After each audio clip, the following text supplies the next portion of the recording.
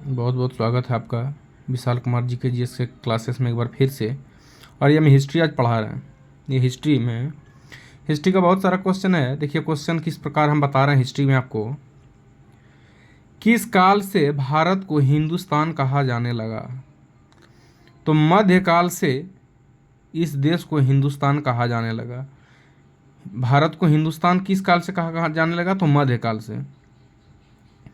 भारत की जनसंख्या का निर्माण किस प्रमुख नस्लों के लोगों से मिश्रण हुआ है? भारत की जनसंख्या का निर्माण जिन प्रमुख नस्लों के लोगों से मिश्रण हुआ है वो इस प्रकार है: प्रोटोर, ऑस्ट्रेलियाइड, पैलियो, मेट्रोटेनियन, कोक्रोसाइड, निकोटियस और मंगोलाइड। याद रखिएगा, मोस्ट इंपॉर्टेंट क्वेश्चन है कंपटीशन एग्जाम के लिए कि प्राचीन इतिहास के विषय में जानकारी मुख्यतः किन स्रोतों से मिलती है। तो देख लीजिए, इतिहास के विषय में जानकारी मुख्यतः 4 स्रोतों से मिलती है: धर्म ग्रंथ, ऐतिहासिक ग्रंथ, विदेशियों और विवरण, पुरातत्व संबंधी साक्ष्य। ऋग्वेद किसे कहा जाता है? रचनाओं के क्रमबद्ध ज्ञान से संग्रह को ऋग्वेद कहा जाता है। ऋग्वेद में कितने मंडल, कितने सूक्त और कितनी रचनाएं हैं? तो याद रखिए, इसमें कितने सूक्त और कितनी रचनाएं हैं, जिसमें 10 मंडल, 128 सूक्त एवं 462 रचनाएं हैं। ऋग्वेद की रचना विश्वामित्र किनके द्वारा की गई? ऋग्वेद जो है वो किसके द्वारा रचित किया गया? तो विश्वामित्र के द्वारा। गायत्री मंत्र किस देवता को समर्पित है? गायत्री मंत्र सूर्य देवता को समर्पित है। It is very most important question for competition exam. ये देखिए, ऋग्वेद में 9वें मंडल में सोम देवता का उल्लेख है। ऋग्वेद के 9वें मंडल में किस देवता का उल्लेख है? ऋग्वेद के 9वें मंडल में किस देवता का उल्लेख है? ऋग्वेद के 9वें मंडल में सोम देवता का उल्लेख है। ऋग्वेद के 8वें मंडल हस्ताक्षरित रचनाओं का क्या कहा जाता है? ऋग्वेद के 8वें मंडल में हस्ताक्षरित रचनाओं के लिए खिल कहा जाता है। ऋग्वेद के परिच्छेदों की प्रयुक्त अध्ययन का शब्द संबंध किससे है? ऋग्वेद के प्रयोग का संबंध है किससे? गाय से।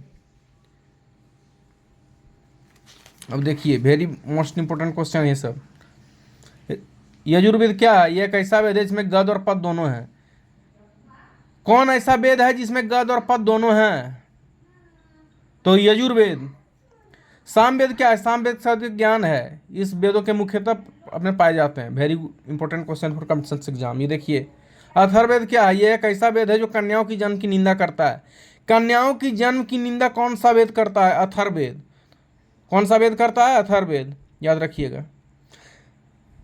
सबसे प्राचीन वेद कौन सा है? तो सबसे प्राचीन वेद ऋग्वेद है और उसके बाद अथर्ववेद। सबसे पुराना वेद, सबसे प्राचीन वेद ऋग्वेद है और अथर्ववेद। पहला ऋग्वेद, दूसरा है अथर्ववेद। तो ये सब बहुत ही, it is very most important question for competition exam. कथा वस्तु क्या है? कथा वस्तु का ग्रंथ है जिसमें बुद्ध की जीवन शैली का वर्णन किया गया है। बुद्ध की जीवन शैली का वर्णन किसमें किया गया है? तो कथा वस्तु में। किसमें किया गया है? कथा वस्तु में। इतिहास कहाँ से ज्ञात होता है? इतिहास कल्प सूत्र से ज्ञात होता है।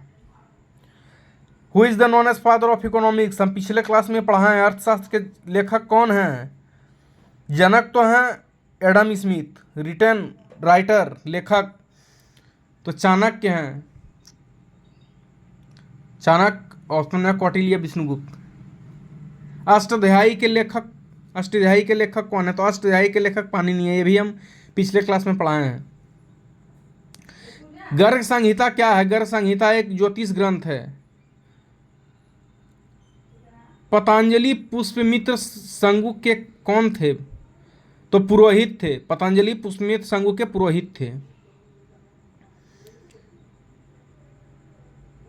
यूनानी रोमन लेखक टेसियस कौन था? वह ईरान का राजवैद था। टेसियस कौन था? इतिहास का पिता किसे कहा जाता है? यह भी मैं पढ़ाया हूं पिछले क्लास में। Who is the known as father of history? Herodotus को इतिहास का पिता कहा जाता है। It is very important, most important question for competition exam.